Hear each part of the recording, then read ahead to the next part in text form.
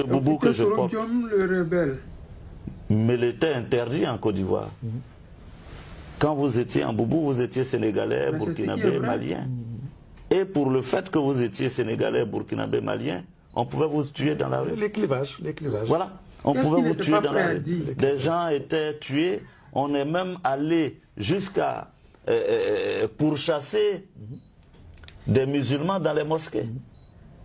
Ce sont des faits avérés en Côte d'Ivoire. Moi-même, leader du mouvement étudiant, je suis arrêté sur le pont. On me demande ma pièce d'identité que je n'ai pas. Je leur présente tout de même un passeport. En Côte d'Ivoire, on se promène un passeport. À lire mon nom Soro, on dit que je suis un étranger.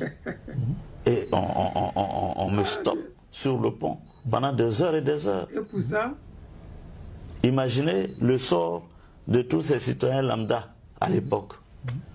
Donc, au nom de cette ivoirité, au nom du délit de faciès et de patronyme, on a fait du tort à toute une communauté qui s'est sentie exclue du jeu politique.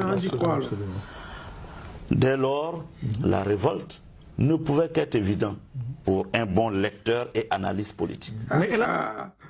Les amis, vous venez d'écouter Guillaume Kibafori Soro, l'homme qui a écrit dans ses mémoires pourquoi il est devenu rebelle. Voici les raisons de pourquoi il est devenu rebelle. Parce que lui, il portait boubou, on le contrôlait, donc lui, il s'est senti exclu, donc à cause de ça, ils ont aidé la France à déstabiliser la Côte d'Ivoire et à amener la Côte d'Ivoire plus de 20 ans en arrière.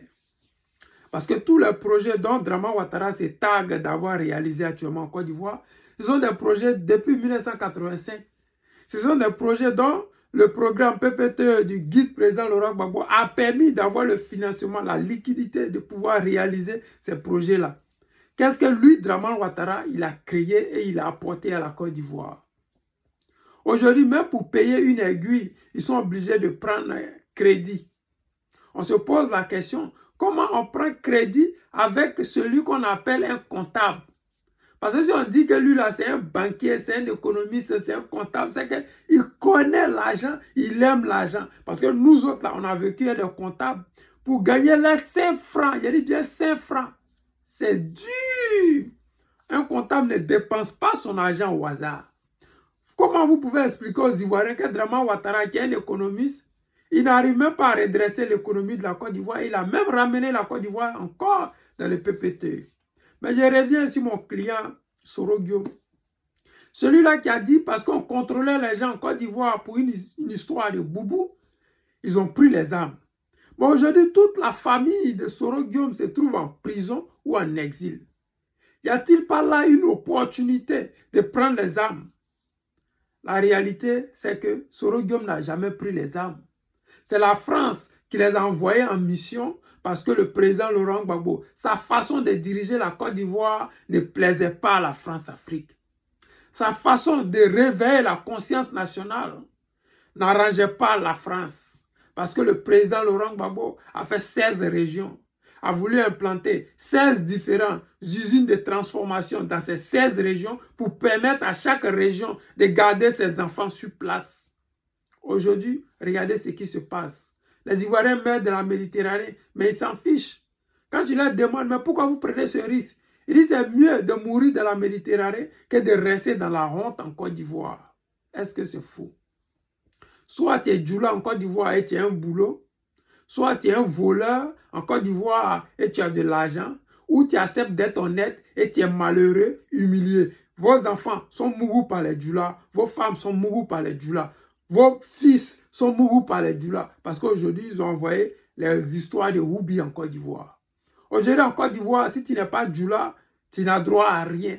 Donc, quand Soro Guillaume dit qu'ils se sont battus parce qu'on les contrôlait pour une histoire de boubou, nous autres, là, en 2025, nous allons nous battre parce qu'on nous a arraché, ils nous ont arraché nos terres. Ils ont pris ce qui a de la valeur pour nous, notre dignité. On n'a plus rien. Nous avons le dos au mur. J'envoie cette vidéo à Soro Guillaume et je lui dis en ce thème-là, si pour une question de boubou, tu as pris les armes, pour nous, nos terres, notre survie, notre dignité, nous allons tout faire pour que ce régime n'existe plus après le 25 octobre. C'est à eux de choisir l'option qui est bien pour eux. S'ils veulent partir par la démocratie à travers les urnes, en laissant le président Laurent Gbagbo être candidat, les battre dans les urnes, soit ils veulent partir par la force comme ils sont arrivés. C'est à eux de choisir. Je leur ai toujours dit, ils ont deux choix.